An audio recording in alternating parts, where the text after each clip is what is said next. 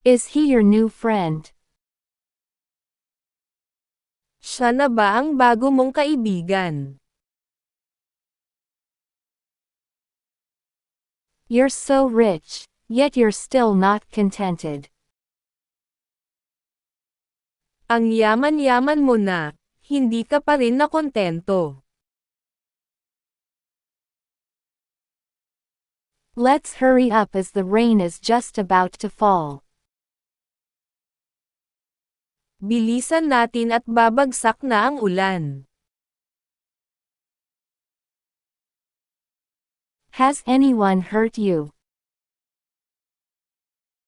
May nanakit na ba sa'yo? I thought you're not going to wait for me. Akala ko hindi mo na ako hihintayin. My car broke down again. Nasira na naman ang kotse ko. I'm leaving tonight. Aalis na ako mamayang gabi. Don't you know I was here earlier? Hindi mo ba alam na nandito ako kanina? You go ahead and I'll just catch up with you. Mauna na kayo at hahabol na lang ako. I saw what's inside of her bag. Nakita ko na ang laman ng bag niya. Many visitors are coming. Marami na ang dumarating na bisita. I heard that your house is on sale. Nabalitaan ko na ibinebenta na ang inyong bahay. I feel sorry for him. Naaawa na ako sa kanya. You have impressed me again. Napahanga mo naman ako. I didn't see you yesterday. Hindi nakita kahapon. We have no more news about.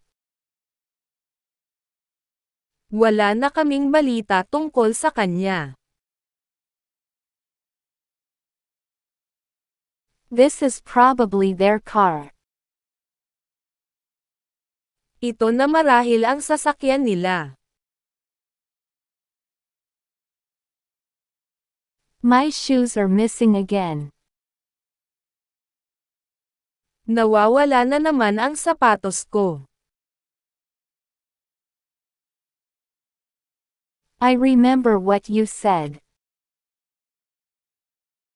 Naalala ko na ang sinabi mo. The change has been given to me.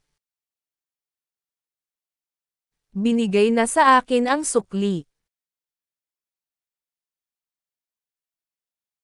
He suddenly hugged me. Bigla na lang niya akong niyakap. Get your things inside. Kunin mo na ang gamit mo sa loob. I stopped studying.